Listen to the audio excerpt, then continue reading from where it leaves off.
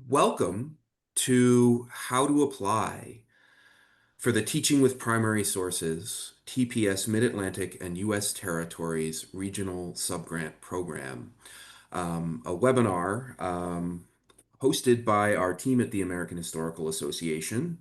My name is Brendan Gillis. I'm the Director of Teaching and Learning for the AHA. I also direct the Mid-Atlantic and U.S. Territories region for the Library of Congress Teaching with Primary Sources, or TPS, program. And that's what we'll be talking about today.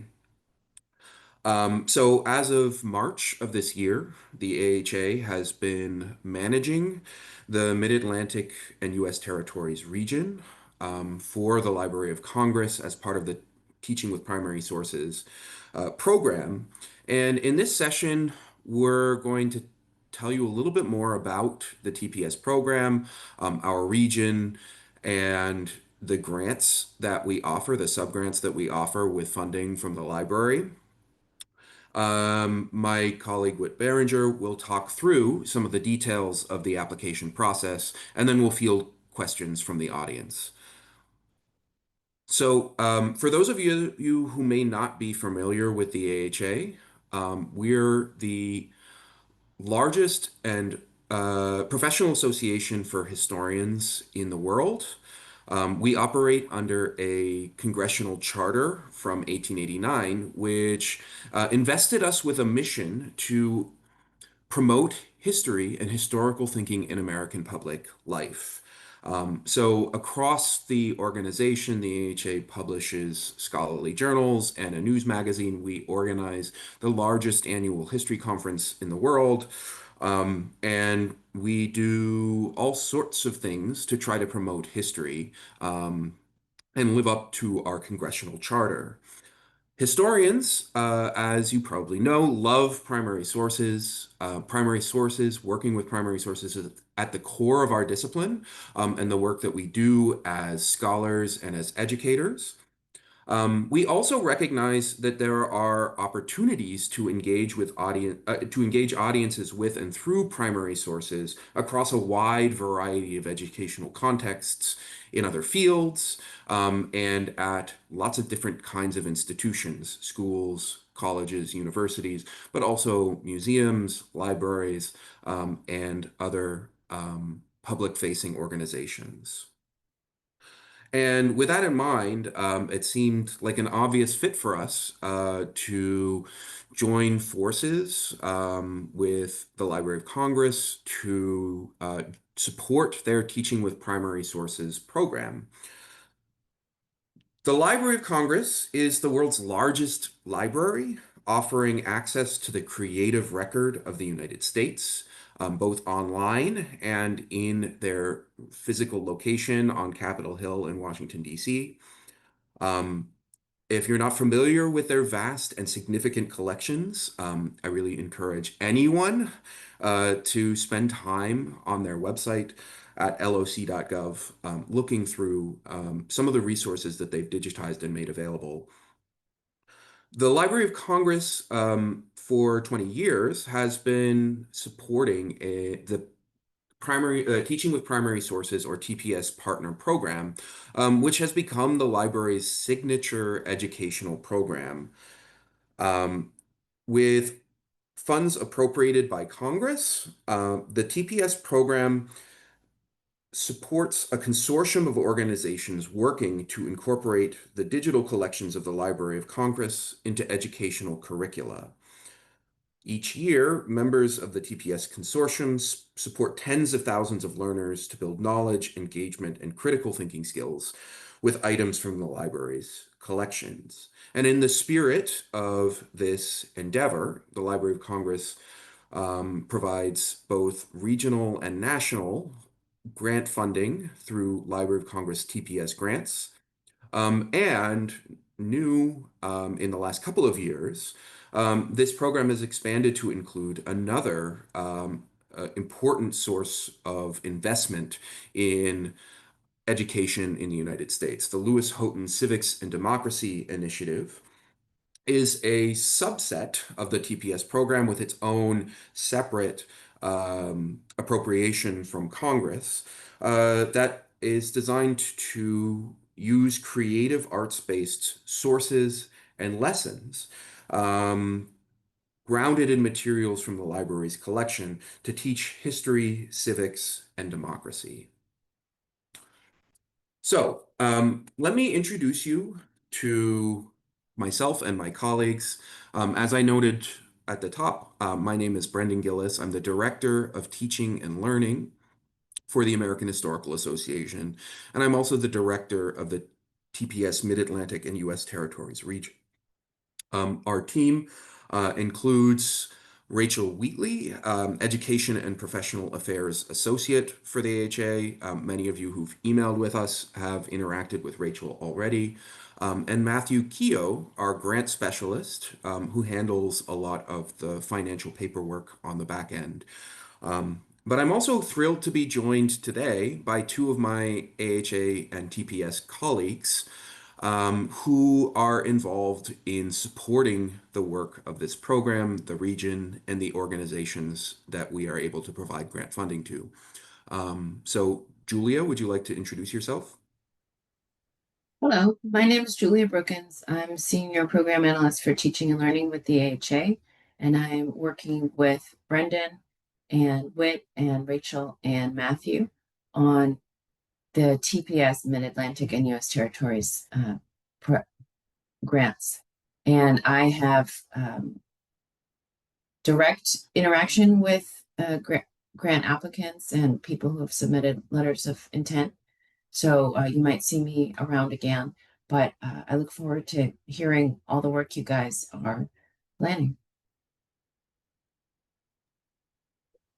Hi, everybody. I'm Whit Barringer. I am the Program and Data Analyst at the AHA within the Department of Teaching and Learning, and I'm also a member of the TPS Mid-Atlantic and U.S. Territories region team. I also, like Julia was mentioning, I also am interfacing with applicants and answering questions. And I also want to emphasize that if you are wanting to explore your options, we are also available to talk through what possibilities, whatever possibilities that you're thinking up, or like what collaborations that you want to explore. We're happy to talk through and give you kind of our guidance as to how to make those plans come to fruition.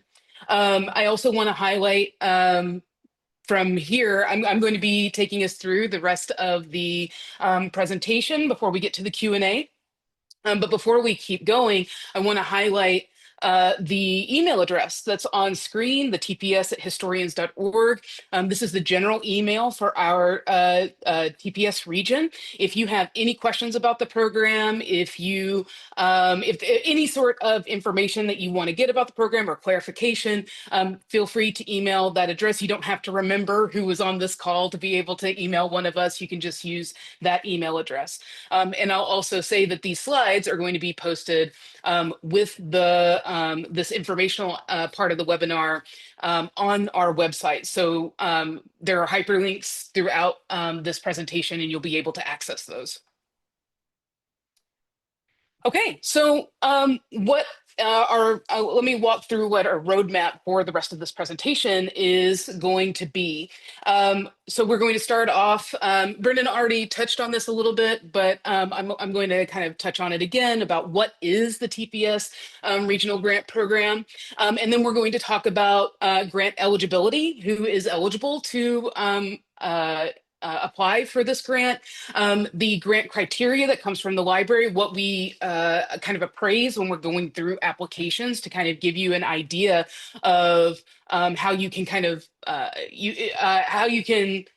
understand how your application is going to be read. And then we're going to, we'll talk through some of the commitments that if you receive if you get the grant, what commitments are expected from you as getting part of those subgrants. And even though that's after you get the grant, I think it's important to talk about that now because it's going to be part of how you conceptualize the time you're going to be spending to kind of complete the deliverables that you promised in your grant application. And then I'm going to go into the application process itself and talk about the different stages we have of that. It's not too complicated, but I do want to walk through what's expected at those in this two-stage process that we have. And then on the last slide, I'm going to have links and resources for you that are both on our website and the Library of Congress website that can help you as you're organizing your thoughts about how you want to apply, that you can consult those. Okay. So what is the TPS Regional Grant Program? Again, I'll be repeating some of what Brendan said, but this program is almost 20 years old. It was founded in 2006 with the goal of establishing and funding a consortium of organizations working to incorporate the digital collections of the Library of Congress into educational curricula. It is essentially an effort by the library as funded by Congress to disseminate the materials that are in the Library of Congress collection and make them more available, raise public awareness of those materials, but also, use them in educational contexts. Now, the TPS Regional Grant Program has evolved since 2006. It is, when it was first created, it was most focused on or specifically for professional development for K-12 educators. But over the years, it has iteratively expanded to include higher ed and teaching, teacher training programs, and most recently has expanded to include educational programming for the public. So the TPS has gotten, has broadened its mission to essentially account for if you have an educational mission using primary sources from the Library of Congress that will be used in an educational context, you can be eligible or you can apply for this grant. The Lewis-Houghton Civics and Democracy Initiative is an initiative within the larger TPS program. It is drawing awareness to the creative arts that are in the Library of Congress's collection. When you think about primary sources, you probably think about documents, right? Like you think about like when we think about document analysis, we're thinking about like primary sources that have been written in the past. And there are certainly, and maybe photographs, like there's certainly a lot of that in the Library of Congress, but they also have music and art that can be used in curriculum planning. And specifically, the Lewis-Houghton Civics Initiative and Democracy Initiative is for secondary educators, so secondary or for use in secondary education. And secondary here is defined as grades 6 through 12, and that it is focused on topics of history, civics, and democracy. This is not a separate program that you would apply for. It is a way for the library to kind of raise awareness. And yes, it has a separate appropriation, but the library will, when a grant is approved, the library kind of decides where that money comes from.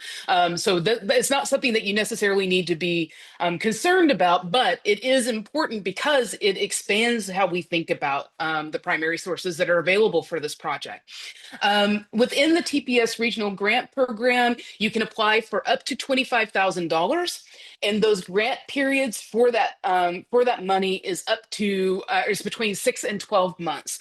And this is where I want to highlight that our upcoming deadlines are July 15th. For the next application cycle is July 15th, and then after that is October 15th. And because of certain restrictions on this round of funding, all program, any grants that we provide in this year have to be completed on or by May 31st, 2026. And so I want you to keep that in mind if you're going to apply for the July 15th or the October 15th deadline. You will effectively have, if you get approved after the July 15th deadline, around 9 months to complete your project. And then if you get a grant after the October 15th deadline, then you have about 6 months to complete your project. That doesn't change how much money you can apply for. You can still apply for up to $25,000, but it does change the amount of time that you would have to complete the deliverables for the grant. The TPS regional grant, the TPS regional grant program is divided into 6 different regions. We are, I think, the newest or one of the newest grant regions within TPS. We are the Mid-Atlantic and U.S. Territories region, formed in March, which includes West Virginia, North Carolina, Maryland, DC, Delaware, as well as all of the U.S. territories. And I also want you to note this map because if you have colleagues in other areas that do not know about this program, this is you can refer them to this program, and they can find their regional office and write to them for more information or look at their websites. Since the beginning of the TPS regional grant program, more than 500 grants have been distributed across the United States and territories. So let's talk about eligibility. Who can receive grants? The emphasis, one of the first requirements is that this is for organizations, not individuals. Now, that does not mean that you cannot have an individual-led project, but you need to be a part of a larger organization. Organizations can, they're frequent recipients of these grants include libraries, museums, nonprofits, school districts, literacy organizations, historical societies, after-school programs. So there's not any one type of organization that can be eligible for this, but one of the requirements for an organization to apply for this grant is that they have to have a SAM number to receive federal funds. And you can apply for that for free through sam.gov. But there are going to be certain requirements that you have to meet to be able to get that number to be able to receive federal funds. And then finally, I want to note that for-profits may be eligible. You do not have to be a nonprofit. You don't have to be a 501c3. But if a for-profit organization wants to apply for this grant, what will happen is once you submit a notice of intent, we will pass that notice of intent directly to the Library of Congress, where they have to directly approve that application. So there will be an extra step for anybody from a for-profit organization, but that in itself does not keep you from being eligible for these grants. The Library of Congress also, the criteria that they want us to consider, they want the regions to consider when they're approving for, when they're deciding whether to approve grants, are specifically relating to the viability, what they term the viability of the project. And that has multiple different angles, facets for us to consider, but here is the list from the Library of Congress. So we will be considering the scope of the project and its likely success to achieve the learning objectives that it set out. And that is, when we're going through the NOI or application review process, one of the things we're looking at is, in the amount of time that you have applied for a grant, is it feasible for you to complete all of the deliverables that you suggest? And there may be some, we may provide feedback along the lines of, you may need to reconsider kind of the amount of work that you're wanting to do if for instance, you're in a 6-month contract and or 6-month grant period, and you have if there's just too much that can be completed in that period of time. We will also consider kind of the professional development activities, the partnerships, and the previous educational experience of the proposing organization. And the way that I think about this is a demonstration of expertise, right? That you can demonstrate that you have the capacity, the professional capacity, and expertise to be able to pursue your project. They also want us to consider the sustainability of the awardees' use of the TPS content within their professional development programs for teachers and other educational programs. So, do you have ideas about how to extend the life of the project beyond the funding period, right?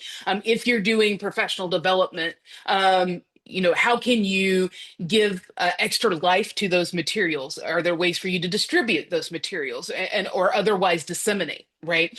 So there is, we want you to think creatively around sustainability and dissemination, and how your materials can continue to have some longevity in a curriculum or professional development space, or whatever kind of project that you pursue. And then we also look to see in your project plan, if what you describe as sound planning, recruitment, implementation, evaluation, and resource allocation. We look at all of these elements to try and make sure that every applicant has considered all of these angles. And it is a lot to consider. And I'll say this. I'll say this now, and I'll say it again. I'm sure we're on your side as the TPS region. We want you to succeed. We want you to get over the finish line, to get the grant money, and also to complete your grant project. And so when we give feedback on the planning of the project, or the recruitment, implementation, evaluation, resource allocation, what we're trying to do is shore up, make sure there are no gaps in how you've been considering the project that could later harm the project, or your ability to to deliver the project on the project goals that you set out for yourself. And then finally, the access that the proposed project will offer to geographic areas and populations not currently served by TPS consortium members.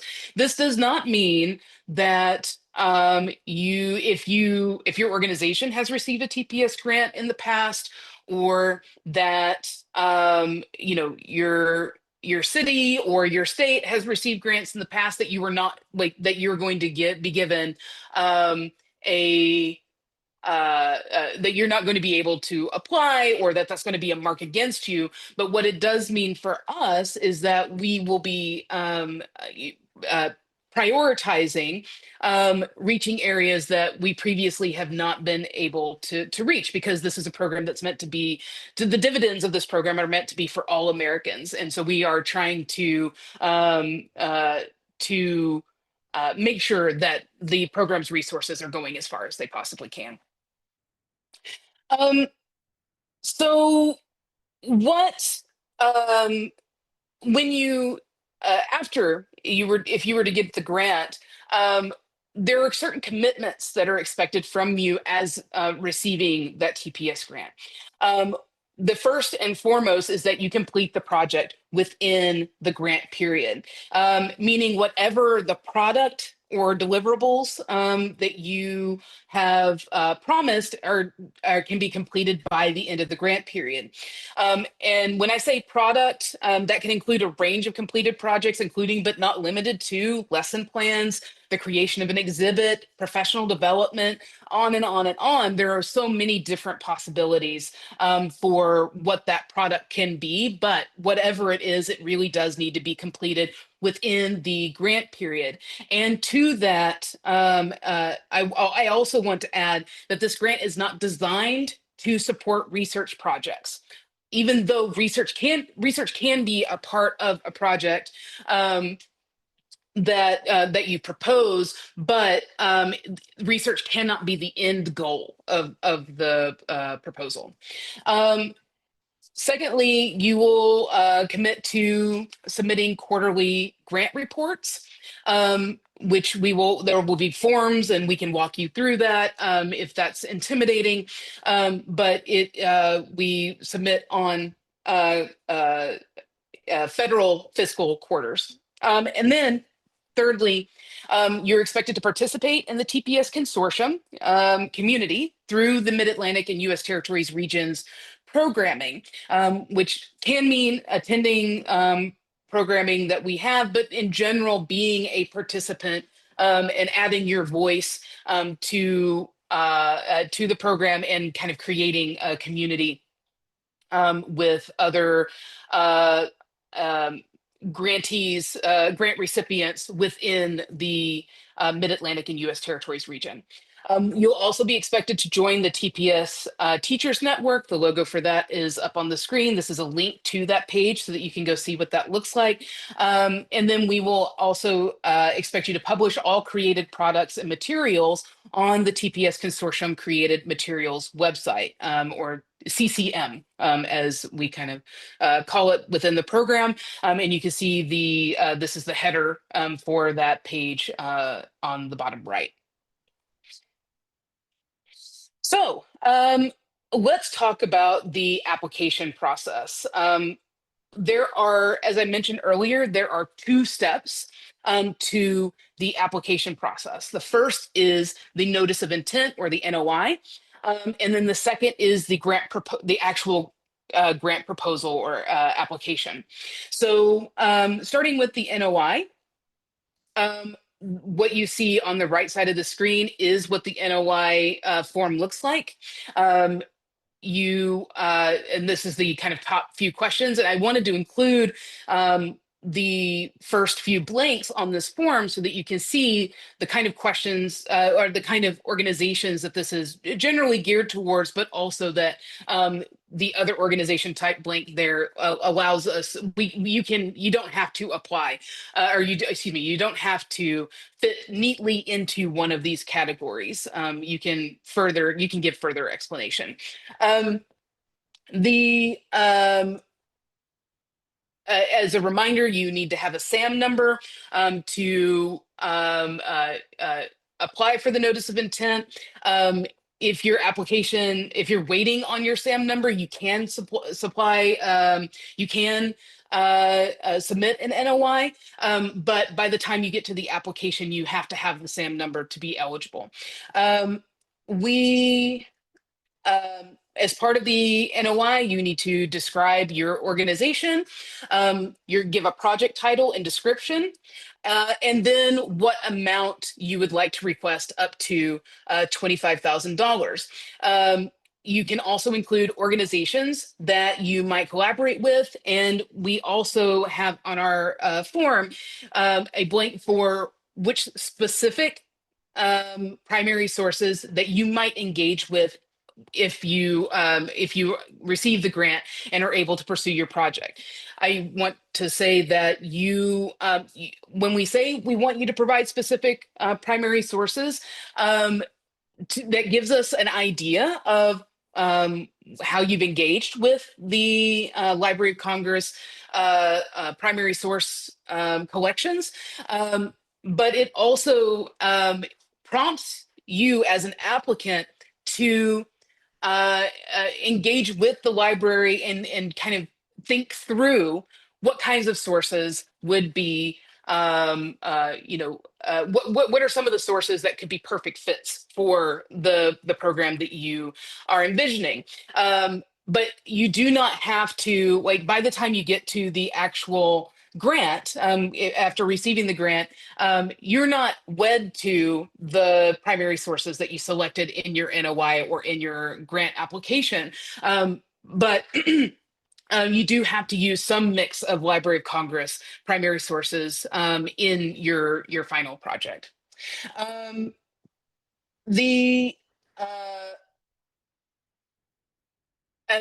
I also want to note that the NOI does not require that you explain your budget up front. And on this form, all that is required is for you to say how much that you want to apply for. But I we do encourage you to include some gesture to how you expect the grant to be allocated, because that's part of how we kind of understand the feasibility of your project. If a project is, going to be running on all, is going to pay people, is going to have a staff that's working on the project, then what we want to know is what kind of compensation, what kind of uh, how are you thinking about the money, and are those numbers kind of realistic? Again, you don't have to go into any much detail, but just gesturing to how you expect that money to be spent in the NOI would be helpful to us for the next intermediate step, which is after you submit the NOI, we get to the feedback stage, and the feedback stage is TPS staff. Brendan, Julia, or myself go through your NOI, and we make notes, and we then contact, when you submit the NOI, you have to give a primary contact person, their name and their email address. And we give that feedback to that primary contact. And it is full of suggestions for you to consider, but also questions that we have for you and that we think that you need to answer before you get to the application, before we invite you to the grant application process. That when to respond to those questions, we recommend that you set up a Zoom meeting with us so that we can verbally kind of and conversationally talk through those questions and kind of strategize ultimately to help you get create an application that will be able to get over the finish line. And again, we are on your side. We want you to be able to apply and get the funding that you want for your project. So when we have those feedback sessions, it is us working with you, collaborating with you to figure out exactly how you can, what changes that you need to make, or how you can reconceptualize aspects of your grant, et cetera, and so on, that will help you help the application reviewers approve the funding for your grant. After that feedback stage, and we have that conversation, we will then invite you to submit a proposal. That proposal will include a lot of the information that was in your NOI, and those are this. That's where the feedback that we give you can be incorporated. And then there are going to be 5 other portals, submission blanks for you to submit different files that we will then review as part of your larger application. And those include the project narrative, the project budget, the budget narrative, the project timeline, and then any supporting documentation. So the project narrative has to be 5 pages in 11-point font, no longer than that. And then let me say about the project narrative. Most of the stuff within this application, the link the 2 links at the top of this page for the notice of intent and the grant proposal go directly to the forms. But there is a project a proposal template, or excuse me, proposal guidelines that we have on the website as well, that walk you through everything that needs to be in the narrative, the budget, the budget narrative, the project timeline, and what the supporting documentation might entail. When most of those guidelines are self-explanatory, but there are a few things that I want to highlight or emphasize. When it comes to your project narrative and you're describing your project, we advise that you use specific examples to illustrate what you envision your project and the process by which you are, creating your product or your deliverables, what you expect that to look like. Okay. If you're planning a professional development, for instance, around a certain topic using primary sources, referencing the specific primary sources that you might use for that, and using using those sources to kind of walk through what that professional development around those sources would look like, which includes your, also your approach to document analysis and kind of demonstrating expertise, and that you've again thought through the entire process, and that there aren't any gaps in how you've been thinking about the project that could ultimately endanger your ability to finish it.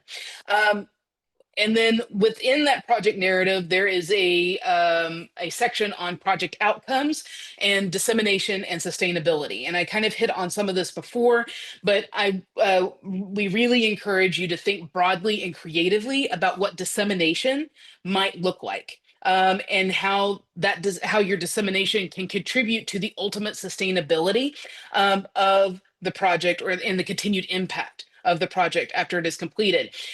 There are all sorts of types of dissemination that we've seen that include conferences, hosting lesson plans on dedicated websites, professional development, leveraging institutional partnerships for further publicity, and so on. But we encourage you to use this section on dissemination and sustainability to think about how you can maximize impact for the project.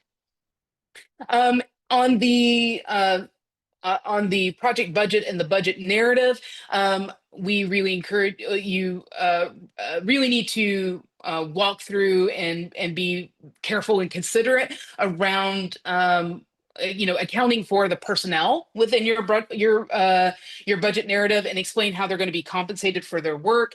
If, for instance, you have personnel who are going to be paid through other funds, not through the grant, or they will perform duties of the grant as part of their job. That's something that you need to describe in the application. Don't just kind of say, don't say that we're going to have a staff or a personnel working on this, and then not talk about how they are being compensated for their work, or those kinds of expectations, because that's going to be something that will flag as, okay, well, can you talk about the personnel? So like just accounting for that. However, the project is going to be structured, be sure to account for the personnel. And then as far as supporting documentation goes, what should you include? You can think of this as like your citation packet for your entire proposal. So you can include letters of support, workshop agendas, advertisements, participant application forms, resumes for people who are working on the project. Beyond that, thinking about what examples do you want to make sure that the application reviewers see? If you want to create lesson plans, for example, do you have a model format for that lesson plan? How can you further illustrate in your application the depth, breadth, and expertise behind your project proposal? And there is no page limit for that supporting documentation. So if you have a large, 20, 30 page packet, that's perfectly okay to upload. It is one blank though. So if you need to combine all of those files into one, then upload. Okay, so here are some resources. Again, this presentation is going to be posted online with the video of this webinar, but I will just want to quickly note that this has the link to our main webpage, as well as a link to where you can submit a notice of intent, and also that the same page that has the notice of intent also has links to the project proposal guide, so that you can look through that. I recommend, as you're going through the notice of intent, to take note of what's in that project proposal guide, because you're ultimately going to have to account for everything that the project proposal guide is asking for, and it will be good to keep in mind as you're developing your application. Again, if you have any questions or need general information, you can email tps@historians.org. And I also have a lot of links on here to the Library of Congress, plenty of resources for you to look at as you're planning. But I want to highlight the fourth link on this page, which is the Eastern region, which is out of Waynesburg University. They previously had the states and territories that are included within the Mid-Atlantic and U.S. territories region were previously a part of the Eastern region. And if you go to this link, they have all of the projects that they funded organized by state. So you can click on your state to see what in previous funding cycles within the Eastern region, what kinds of projects were funded. Okay. And I do want to note that we will be posting the application rubric ahead of the July 15th deadline. That application rubric is what our application reviewers use to appraise the applications and make their recommendations. And that will be available to you, and we will it will be posted prominently on our website.